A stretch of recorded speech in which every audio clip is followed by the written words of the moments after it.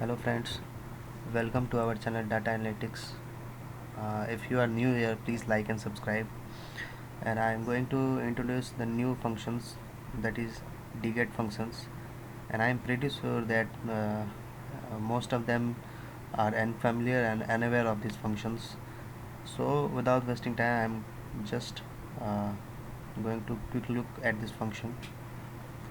Excel dget functions is one of Excel's unforgotten database functions that can do a left lookup and also easy lookup for multiple criteria.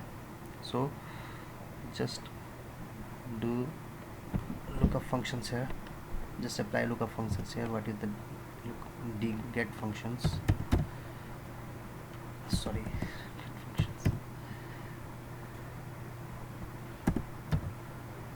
get functions. The first criteria is database. So apply include header also. In these functions we include headers also, that is name here in status, and field is which field you want to return. I want to return one name column 1 to 3, that is first, or you can type name also in double quotes, and criteria is I'm going to find for, and my criteria is here or gray, this, and I have apply here and gray also, yeah, so that in database we have to find that which header you have to find. So bracket close and hit enter. So we see that gray hair,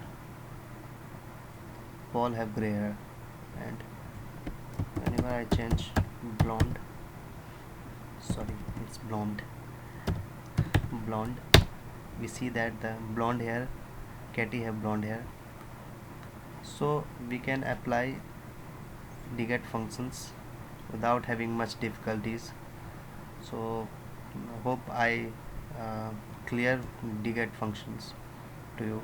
So what is dget functions is all about, and one limitations of dget function is that you can't apply to multiple cells. Basically you can't pull down to the formula to look up different values. If there is something you need, then you will need to use index match functions, VLOOKUP functions, and Excel VLOOKUP functions. So whenever I pull it down, you can see that there is a error, there is a value error. So we can't pull it down for multiple criteria and looking further different values. So that's it about dget functions.